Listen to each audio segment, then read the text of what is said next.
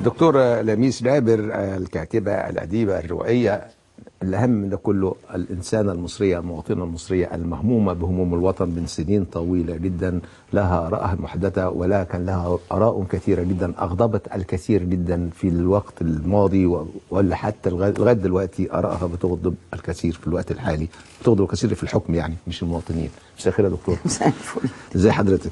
اتأخرت دلوقتي انت 20 دقيقة، نصرفهم منين دول؟ كهرباء بقى وميه وزحمه. النهضه. طب ما انت قاعده في المقطم، بيقولوا لي المقطم ما بيوزعش فيه الكهرباء. لا ده هم عاملين لنا تخفيض عشان احنا جيران. بتتقطع مرتين. احنا ده بس مش عايزين قر والنبي عشان لا انا قالوا لي ان لا مكتب الارشاد بس اللي ما بتتقطعش. وفي المساحه عند الدكتور السيد رئيس الوزراء، وفي حته في مصر الجديده، وفي الحته اللي فيها الساده وعند الجنينه مول حته وفي التجمع برضه الكلام ده كله. طب بس النهضه للشعب حرام، مش الحكام هيستأثروا بالنهضه لوحدهم، بيوزعوها على الشعب هما بلاش. بيضحوا بنفسهم.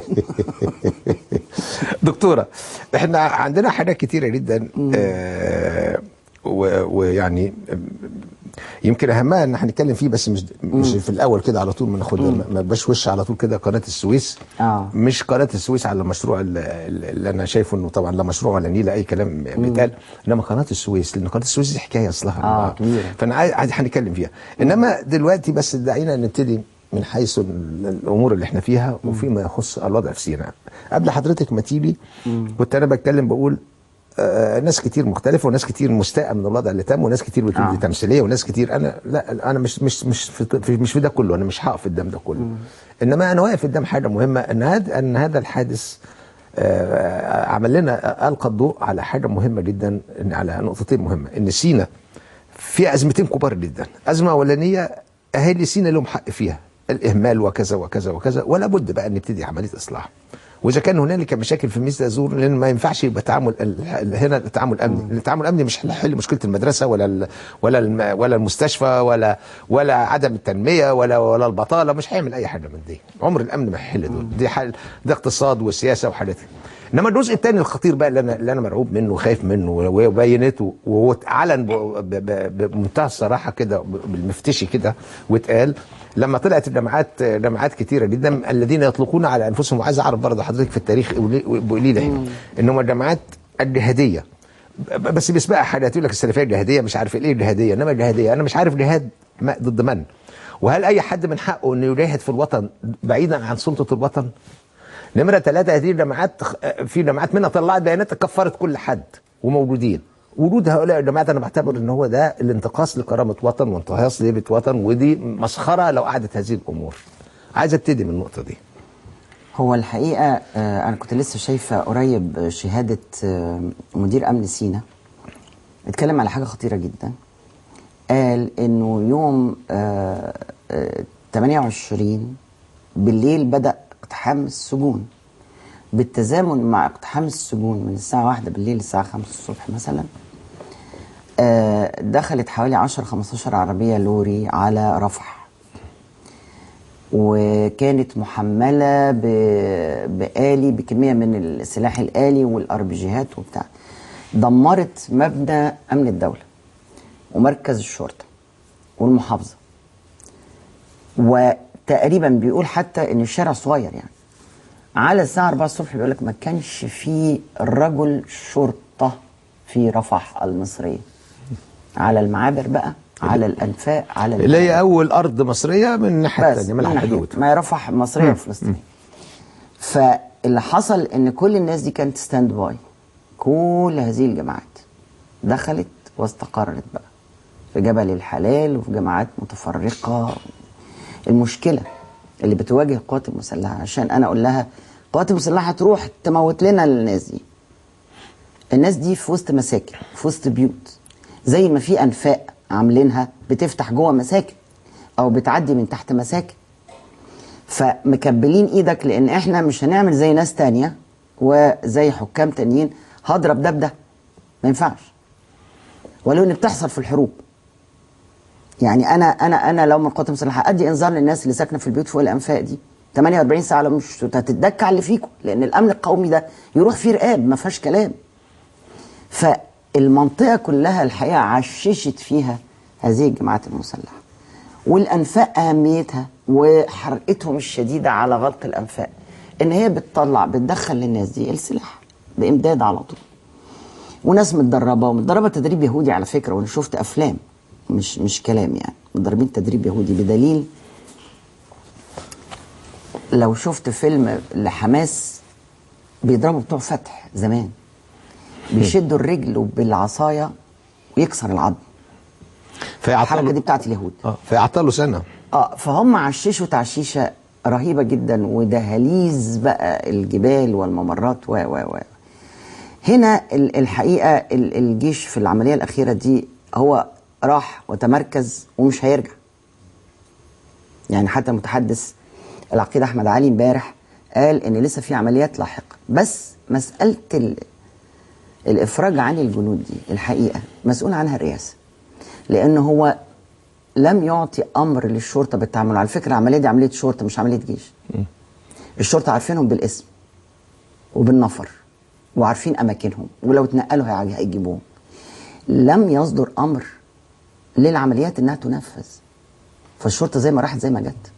هو تم تفاوض من داخله هو من الرئاسة، وأقاويل كتير بتتقال، والصح لو في ناس بس عندها منطق ان هم يطلعوا يعلنوا الكلام ده، لان الاقاويل دي ضدهم. الشارع كله بيتكلم في الموضوع ده دلوقتي. انت غليت ايد الجيش وغليت ايد الشرطه وتصرفت، ودلوقتي اتصورت معاهم وطبطبت عليهم، والعيال استحموا ولبسوا وبقت حاجه جميله قوي. بس الشعب المصري ما كلش الليله دي. ما احنا شعب برضه غلس مش لذيذ يعني. ما حدش كلها. انا عايز اعرف الخاطفين بقى مين. اعرفهم بس. هو انا بقول لك اقبض عليهم. إذا كان هو كان حريص من الأول على سلامة الخاطفين، أوكي خليهم في سلامة وخير زي الفل وخير في سلامة. بس نعرفهم.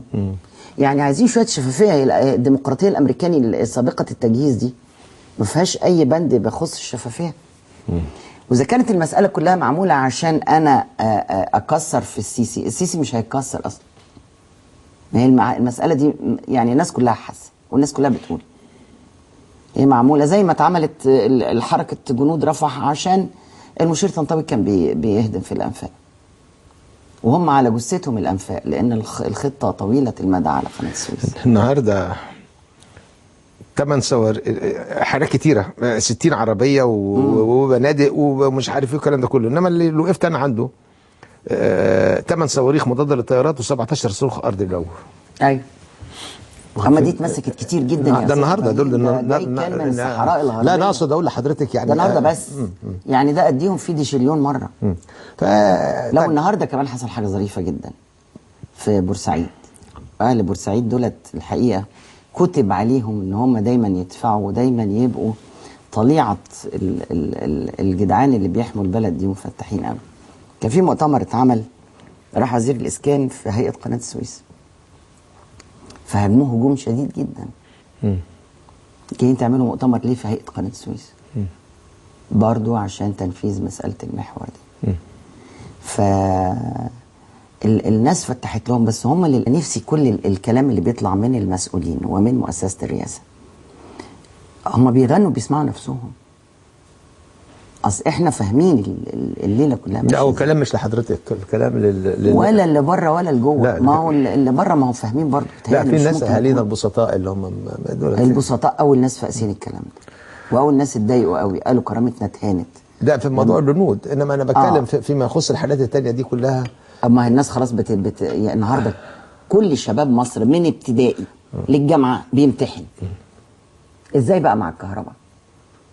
في حضانات بتاعت اطفال في مستشفيات وفي مراكز صغيره ما فيهاش مولدات بيموتوا. في مستشفيات صغيره فيها عنايه مركزه، لو حد على جهاز تنفس صناعي النهارده مش هيموت لما تقطع الكهرباء.